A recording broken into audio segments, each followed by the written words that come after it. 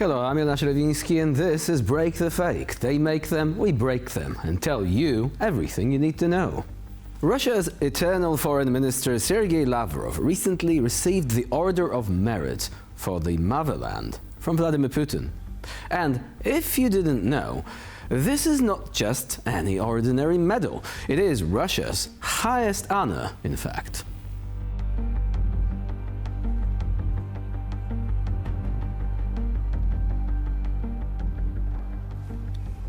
Уважаемый Владимир Владимирович, для меня огромная честь получить эту награду и из ваших рук, и услышать те слова, которыми вы ее предварили. Не хочу звучать формально, но скажу от всего сердца. Воспринимаю это ваше решение как оценку работы всего нашего коллектива по реализации тех задач, которые вы ставите на внешнеполитическом направлении. И нисколько не сомневаюсь, что сегодняшнее событие с вручением этого ордена вдохновит всех моих товарищей на дальнейшую активную работу с учетом тех возросших требований, которые возникли на международной арене, где без привлечения идет борьба добра со злом. Спасибо еще раз.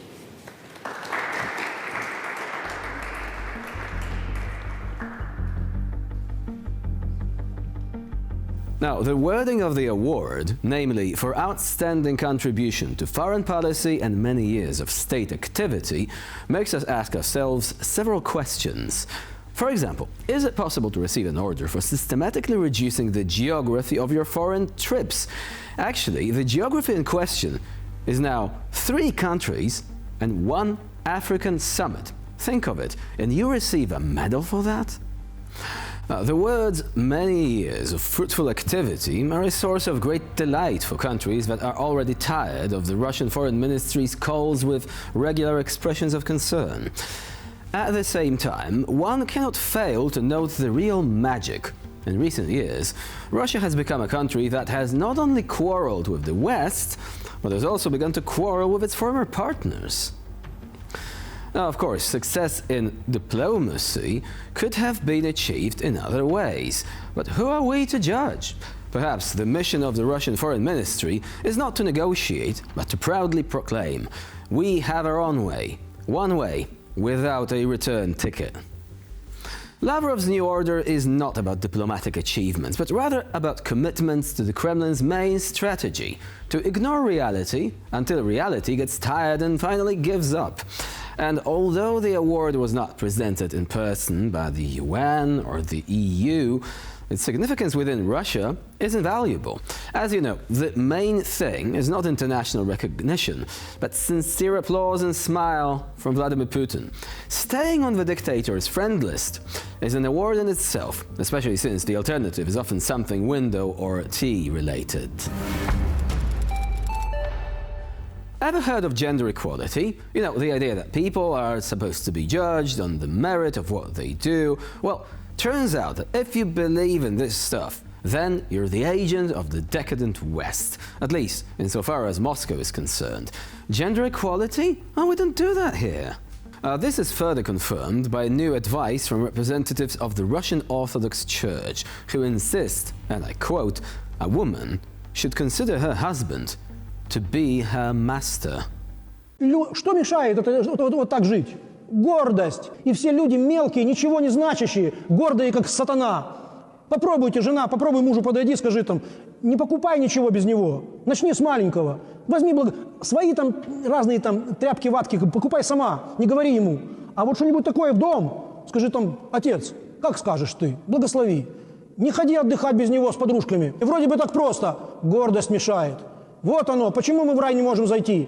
Это не феминистская сегодняшняя гордость, это извечная человеческая гордость, когда меньше и большего признавать не хочет. От этого люди на власть бухтят. Думаете, если вас во власть пустили, вы бы лучше были? Да были бы такими ворами, что дай дорогу.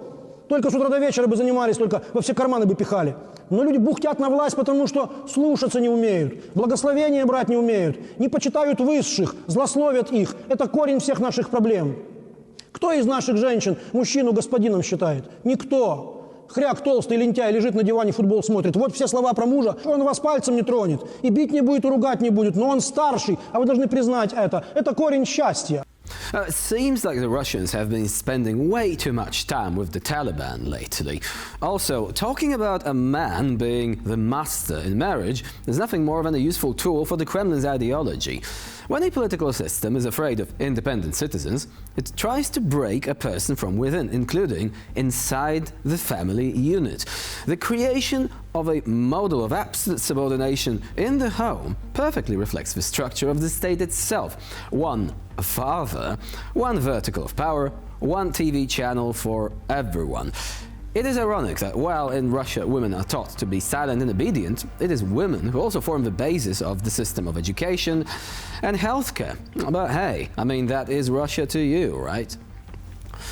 So we've already said many times that the Russian Orthodox Church is not like any other church anymore. I mean, their very own Pope equivalent used to work for the KGB. How's that for a resume? And moral authority? Who needs it when you can bless nuclear warheads with holy water? Meanwhile, everyone at the top echelons of power in Moscow is running scared of one thing: freedom, liberty. The higher you get, the harder you fall, so apparently the only way to prevent being toppled is to brainwash people and change them into glorified slaves. So, to all those who think Russia is some traditional country, well, it is not. It's all about control. It's just that the slogans have changed from "Workers of the world unite" to "Housewives of Russia don't even think about choosing the curtains without your husband's permission." If you're having a bad day today, remember, there are people out there who have it worse. And yes, we're talking about Russians. But not for the usual reasons, like inflation or because of a shortage of basic products. No.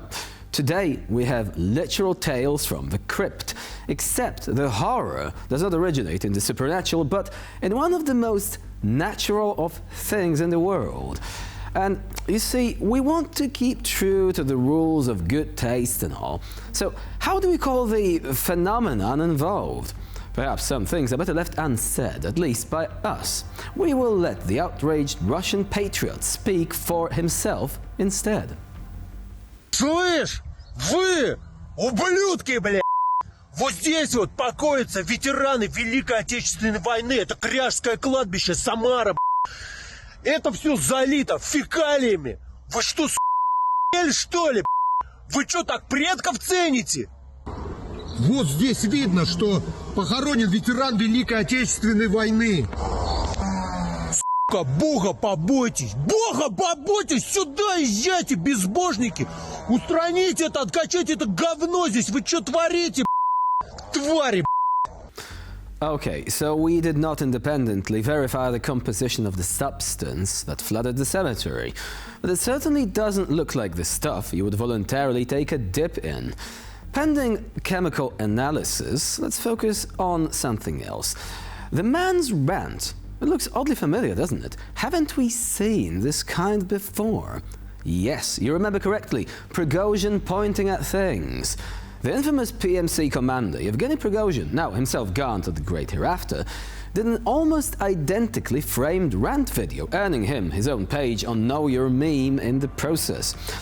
But there is also stuff here that's very different. You see, Prigozhin's rant was a prelude to mutiny. But this guy here, he's still rocking his Putin t-shirt and only blaming local authorities for the incident. This is no Shoigu, Gerasimov, where is the ammunition kind of scenario. It is a sanitized diet version of it. Seems like in the land where not even the dead can rest in peace, the idea of challenging the rulers at the Kremlin is also dead and buried 6 feet deep. And with this, we conclude this episode of Break the Fake. Please stay with us here on TVP World for more latest news and updates.